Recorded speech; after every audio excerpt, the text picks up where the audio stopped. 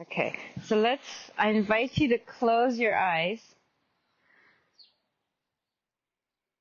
And like our friend on the left, I won't say John, that's okay. John said, well, the words are words, and everyone has different ideas of words based on their upbringing and culture. And the most important is to be aware and feel for ourselves and experience for ourselves.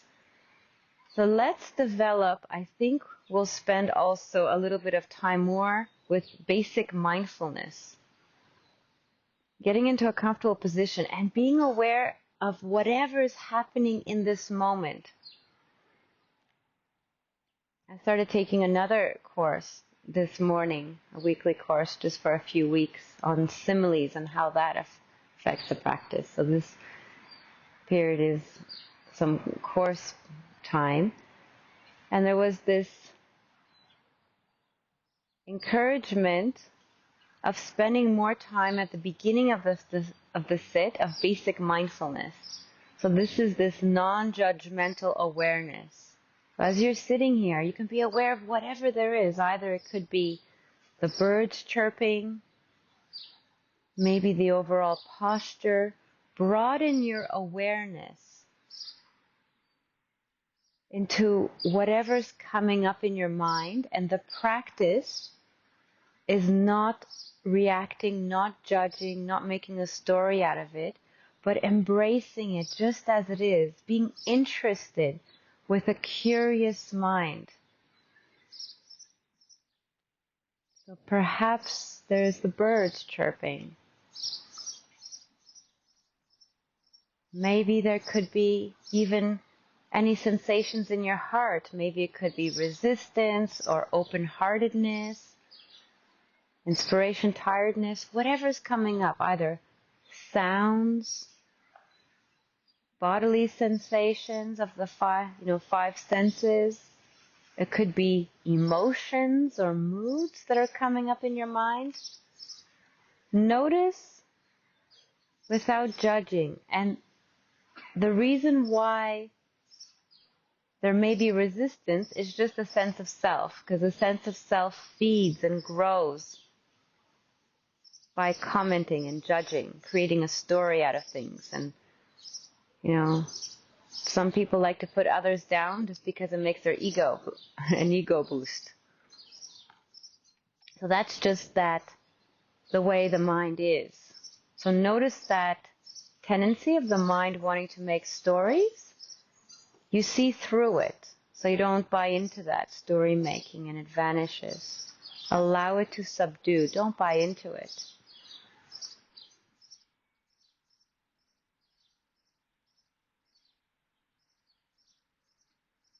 Maybe you've been biking.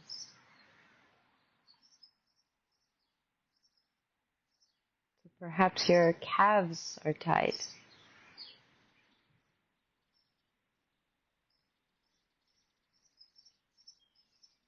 Maybe there's a sense of appreciation and joy that's coming up. I know, I'm so glad to be here.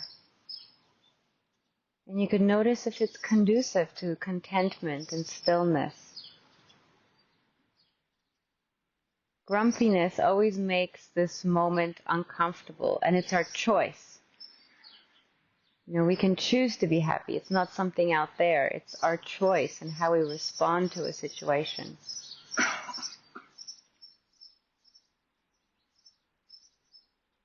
So here we're cultivating this attitude of softening the heart and accepting to this moment.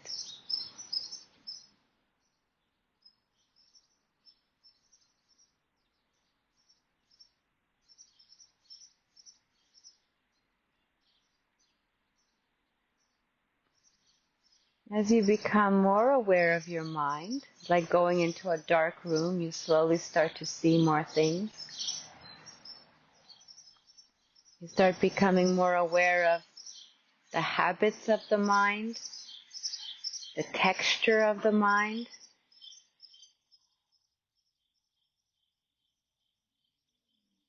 Is it tired? Is it energetic? Knowing the mind is the first step.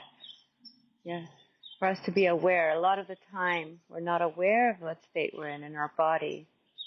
So just knowing.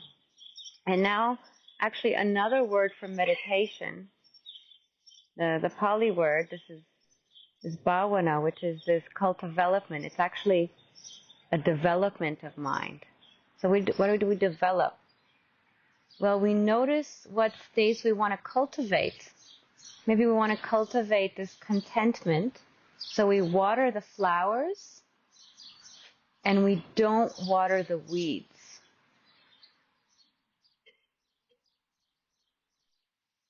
So perhaps we may notice that there's a little bit of ease in our mind, maybe just a little bit. Maybe some contentment. Can you notice that? And that's a truth for you. And all these words, like in the beginning, John mentioned, everybody's going to have a different idea of what happiness is and how it feels like. So can we notice and feel what contentment is? Maybe this subtle underlying happiness of just being here. Nothing to do, nowhere to go. And really experiencing it. And what we attend to grows. So that's what we're cultivating, this attitude. And we're allowing this sense of relief and contentment to be in that background of awareness. And we don't water the weeds. So in our garden of the mind, we water the flowers. We don't water the weeds. So we don't fertilize the weeds. And what are the weeds of our mind? Well, you feel it. The words are just words, but what kind of states and qualities of mind aren't conducive to this inner peace and freedom?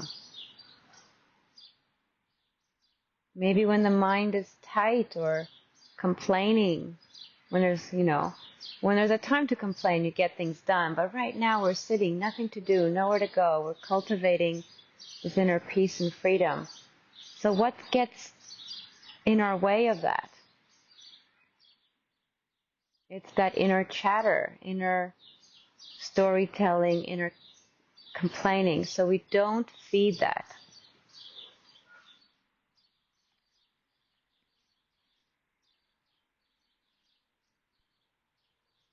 When we first sit down, it's important to bring up the aim. If we know the aim is inner peace and freedom, then we know what takes us away from the aim.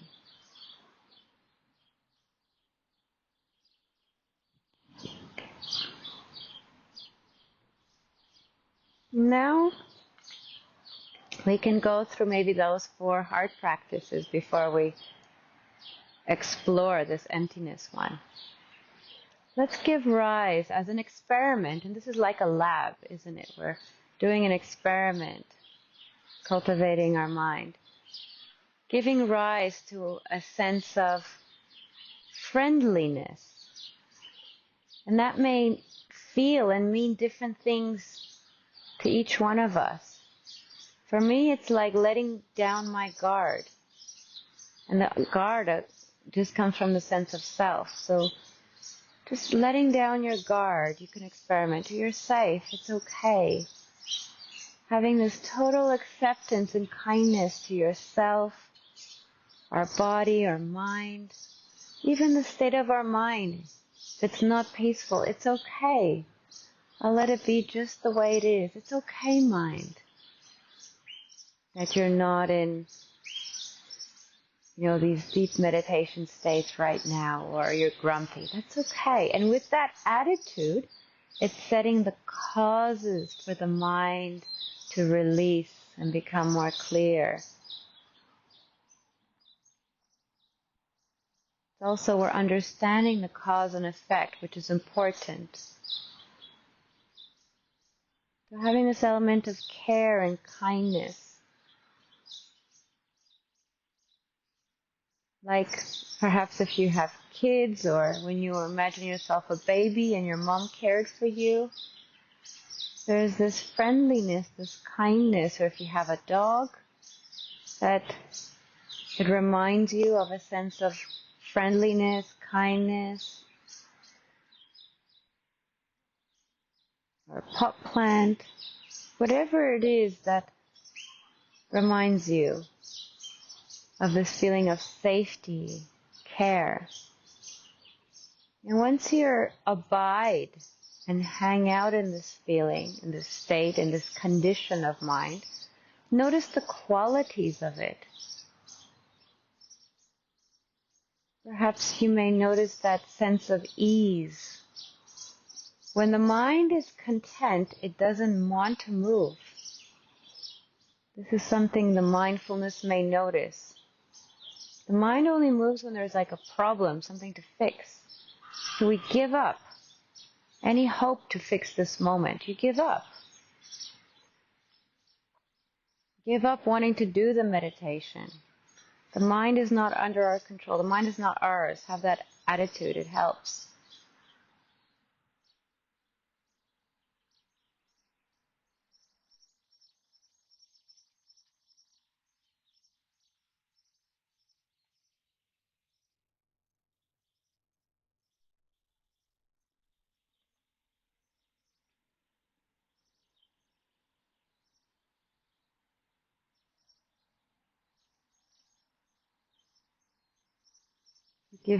Noticing within us this aspect of friendliness. And the ego can't exist in this friendliness, allowing to be.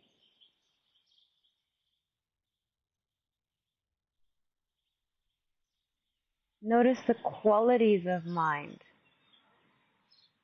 the softness,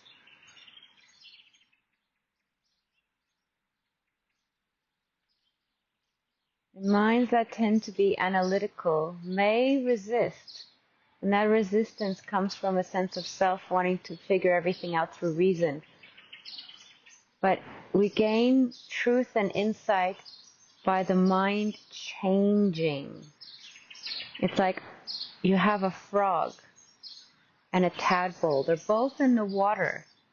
And they're talking and figuring out water, the nature of water. They're reading books on the nature of water. Can they really know what water is? Once the tadpole leaves the water and the water's gone, it's in dry land, then it knows what water is. That emphasizes that development of the mind.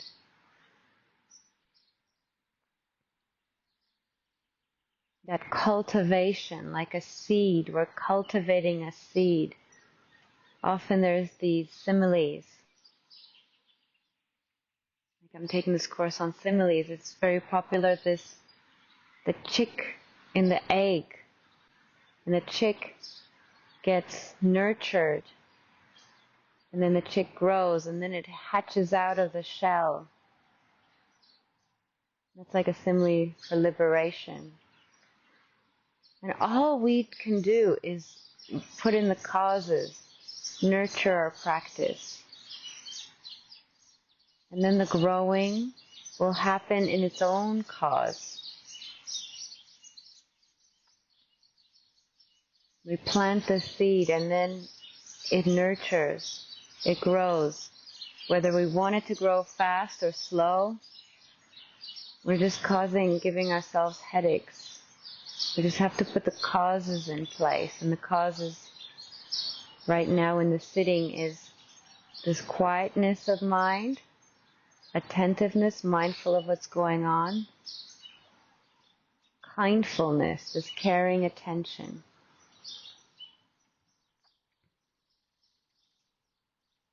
So we're doing this kindness, this metta practice, where we're cultivating a sense of friendliness towards ourselves, others, and just that condition of friendliness, we're allowing it to radiate out in all directions. And we're exploring, like a lab, we're giving it a try and noticing how that feels like in our mind. the qualities of mind, radiating out this condition of friendliness. Friendliness is a non-judging. It's a putting down any weapons of judgment, of criticism. It's putting all that down. It's a surrender to this moment. Waving the white flag, you surrender. This moment can be just as it is. My body, if it's in pain, tired, whatever labels, just give all that up.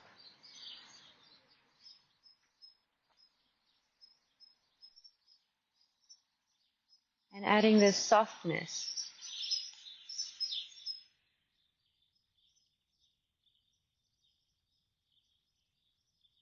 And it doesn't matter how far this kindness, friendliness radiates out.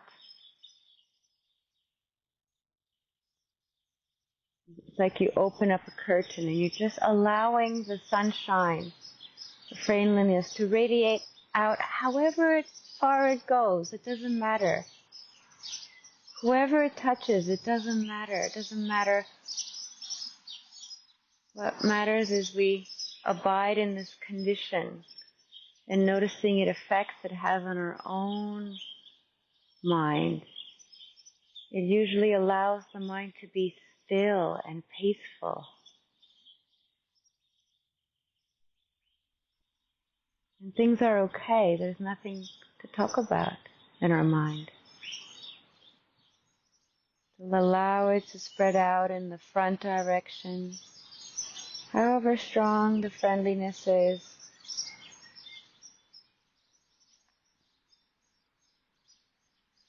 Maybe the left direction.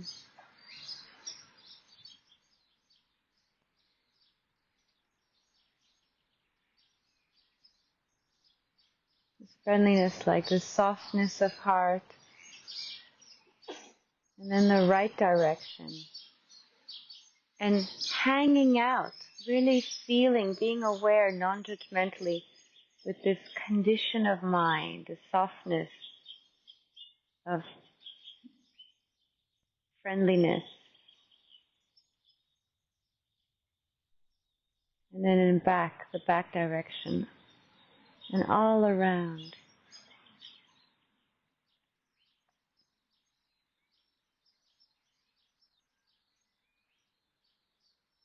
There's many different ways in which people practice. Some people say a word, like if the mind is very restless, you can say a sentence to yourself. I personally don't say a sentence, but some benefit from it. Like, may all beings be happy. You got to see what works for you.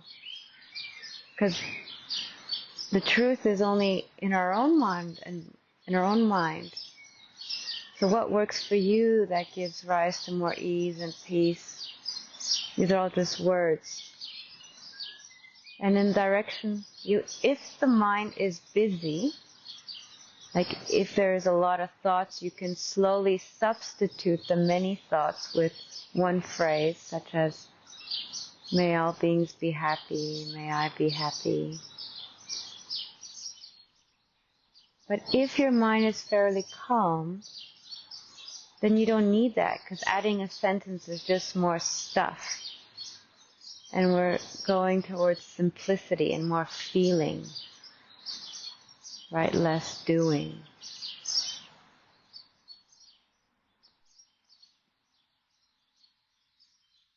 So for me, I just like sitting with it. But in the beginning, I used to say the sentences. So every mind is different. Now the next one is we can try compassion. It's the same one, but it's recognizing that there's suffering in the world. Now the danger is not to focus on the suffering, because then we get sad. And that doesn't help our own contentment and freedom. What we want to notice is that it's that joyful wish for others to be free from suffering. So it has a different flavor. How is that flavor of compassion? Like recognizing, that there is suffering in the world, and everyone's fighting their battles, as we hear that saying. And you just have that joyful wish, may they be free from suffering, may I be free from suffering. And you can abide in that. Notice the texture of the mind, the condition of mind. Can you taste it? I mean, you're not tasting it, but you know what I mean. Just really experience the raw condition of mind and notice it without judging. How does it feel? And maybe it's the same kind of flavor, but it's a little different flavor perhaps. However it is, it's totally fine. And we allow that to radiate out in that front direction, however far it reaches. Whatever intensity it is, it's all okay.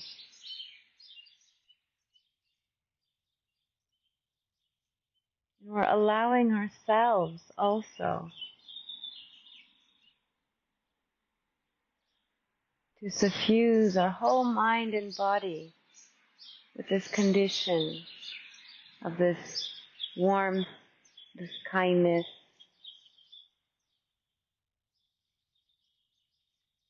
The sense of self only gets woken up if there's a problem, something to do, something to figure out. There's a problem, let's do something about it. But here, no problem, there's no problem. That's that attitude of mind. So that the sense of self is fired. Go back, sit in back of the room, self, you're not needed here. We're just abiding, hanging out in this condition of well-wishing, including our mind and body, giving up, not even doing the meditation. You're not needed to do this. Giving up all doing, just being and resting. It's noticing that aspect, that human aspect, like a condition of being human. Unless we're a psychopath, but we're not, thank goodness, of this well-wishing. And that provides physiologically, the way it also works, is that it doesn't activate that stress response, which is often associated with that wandering mind, with that default mode network and more stress response. Here it's a safety response. So physiologically, you feel safe. So your body is more in that parasympathetic state. You're safe. And then your mind you're allowing your mind to feel more of safe, positive state, which has a lot of healing benefits as well.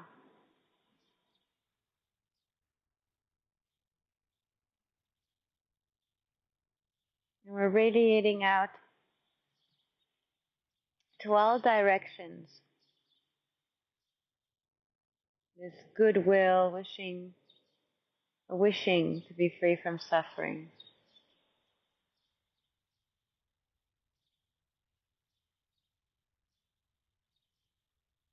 Maybe a story of someone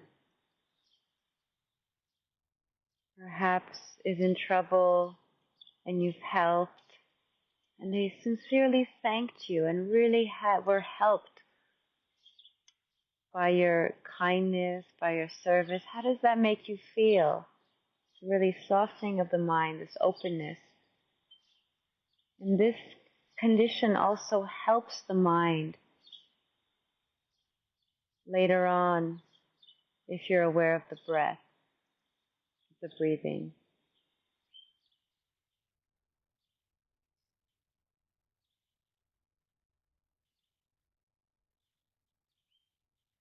If you'd like, you can try remembering of a story. This is a little bit active, but I don't know if you may benefit from taking a moment to recall a story or a memory where someone thanked you for service you did, maybe during the last flooding and you helped someone, and they really thanked you and appreciated you for your service, or you were just maybe listening to someone when they were in need and they were going through a hard time. And then they thanked you. This is a little bit of a gratitude practice, but it's all similar heart-based. Or maybe your dog who really depends on you and you're taking care of her. And she's so grateful and thankful whenever you come and feed her, or your mother, despite all the suffering she's going through. Any external grumpiness is just a manifestation of the struggles and suffering. Imagine she has to live with herself every day, and perhaps she may not have said it, but maybe there was times where she just smiled and was so relieved that you were there in her life to help her go through difficult times. How would she be without you? And noticing just that softness of heart, or any story that may have with your kids or work, or if you see someone else do something nice, or helping someone out of suffering that inspires us and uplifts us with inspiration. And that really puts our whole body in a state of safety, inspiration, ease. And notice what it does to our mind. Perhaps also it wakes up the mind, adds more clarity. Inspiration does that. And you notice the aspects of mind of clarity. Maybe starting to wake up, like you see things more clear, but with a calm clearness. So spreading that out. And there's another one which is the sympathetic joy. And this is, if someone's already glad and happy, it's like a free source of uplift. You can rejoice along with them. Say someone's helping giving food. I know Christmas is coming, and there's people tend to be more inspired and uplifted by giving, and there's often some people tend to get out of the way more to help those in need. Let's say rather than turning on that critical mind, we can just use that opportunity as a free source of inner development, inner inspiration.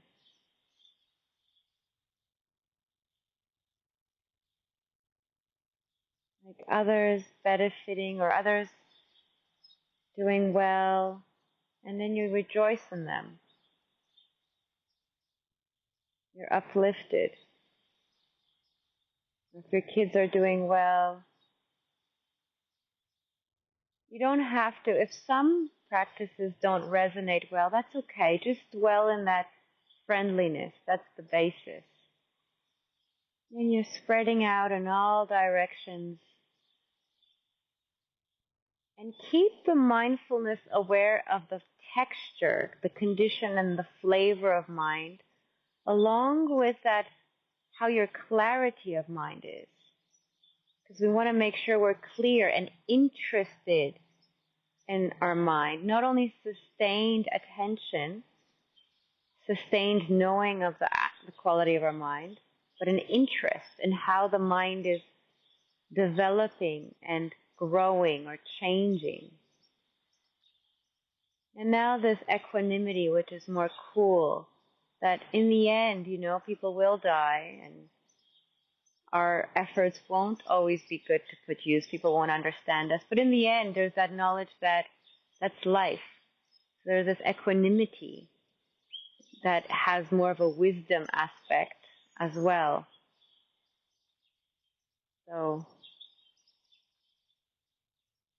these are all responses in which perhaps an awakened mind responds to the world. So I mentioned the Buddha just because I know of his meditation teaching. So sometimes he was teaching the monks and they just totally didn't understand what he was talking about and they were naughty. And then he just had equanimity, kind of shrugged his shoulders, put his hand in the air, and be like, okay, I'm just going to go off into the woods and meditate because these guys are just not getting it. I'm just recounting, I'm remembering some instances, some stories. And this is also not getting caught up in the results sometimes, understanding that the world is like this. And now this emptiness. So this emptiness practice is, we can start with emptiness of space. So notice in this park we have, it's empty of things. So we're free from the busyness of our household. So I have a very busy household, and there's an appreciation that this is busy of a lot of mess and laundry and chores and things to do. That nature is very peaceful because it's busy right now of the cars and buildings. So we don't necessarily focus on things, but the space between things. So this vastness of space, could you notice that quality in your mind of spaciousness?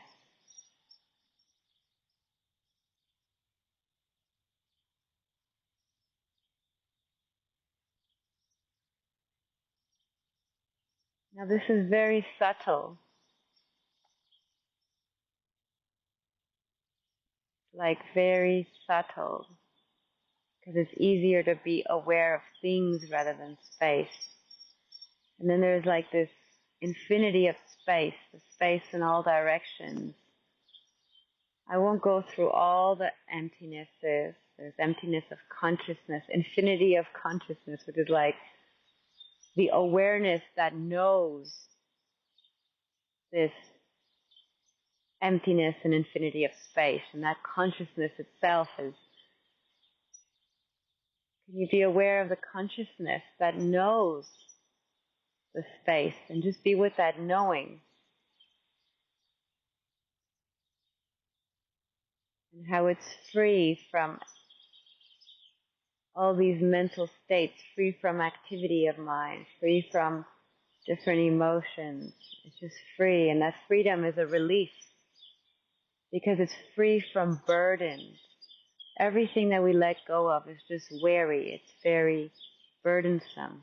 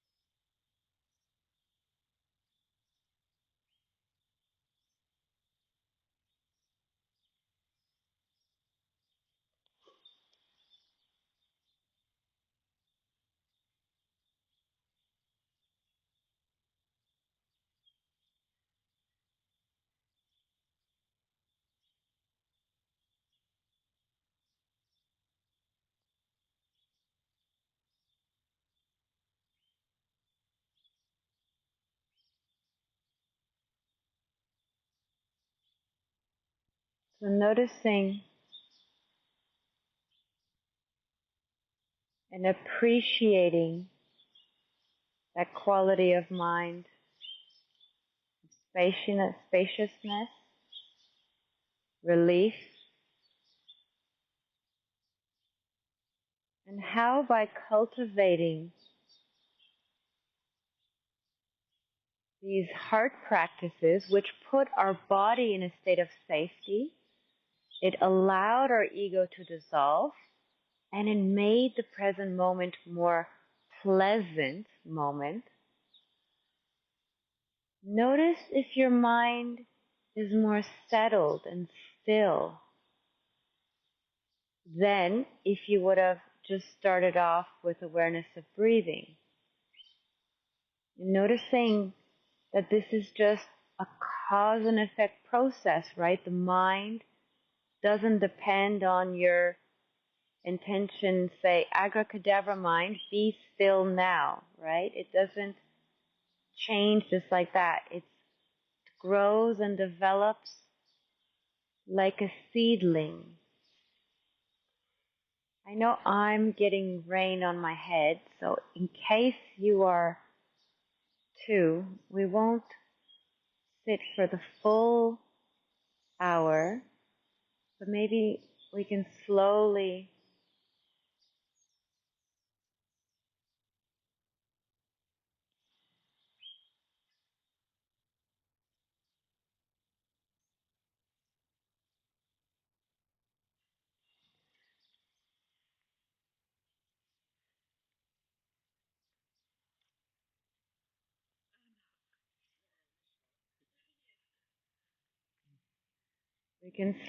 perhaps notice and appreciate the qualities of mind. So closing. And notice that all these qualities of mind are available to us at all times. And what's stopping us? It's the sense of me. It's maybe just our habits. We don't want to. But the doors are open for us. And we can walk through. I heard this saying, the doors of the deathless are open. You can walk through at any time, but we don't want to. So it's recognizing the more time we truly appreciate and spend time and recognize, value a mind that is more open, relief, softness. That mind, it doesn't end there. There's more and more depth and insight and richness and more peace, freedom, and even the positive, like joy and happiness, all that. But that's not the end, because even at the end, that disappears. But there's more profundity.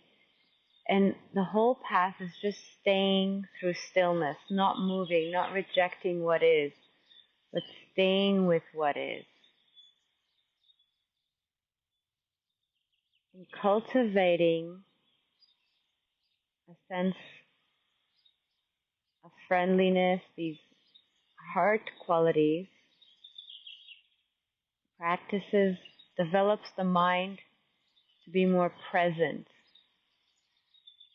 And it's easier to be present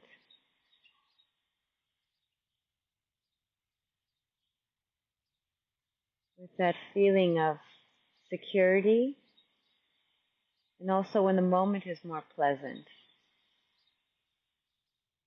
Just spend a few moments to taste and linger and really appreciate any sense of ease and relief.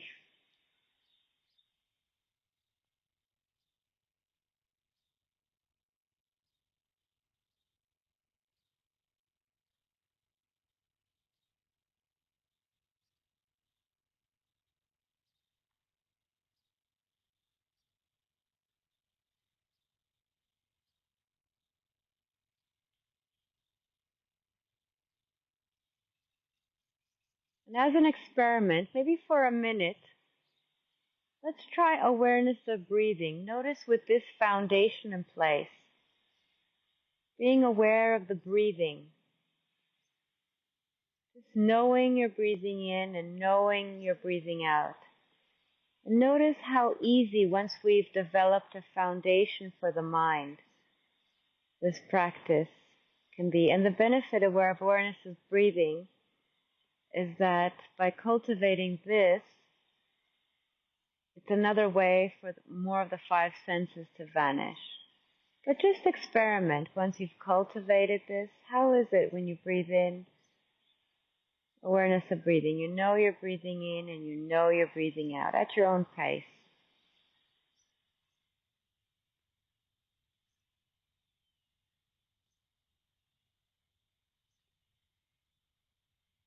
So not doing it, just sitting back and being, you're mindful of the process of breathing. Your body knows how to breathe.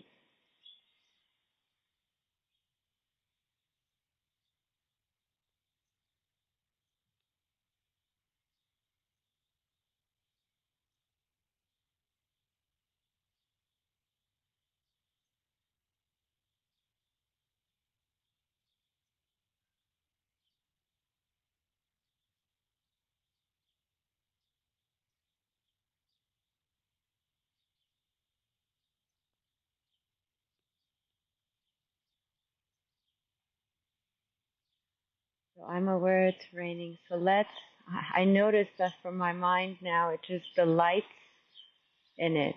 So it has a very good effect. Like it's just, the quality of the mind is changing to more awareness and delight, and it's really nice. And it's not the breathing, it's just the mind changing. But we notice, we allow the mindfulness to experience the qualities of relief. And whenever you're ready, you can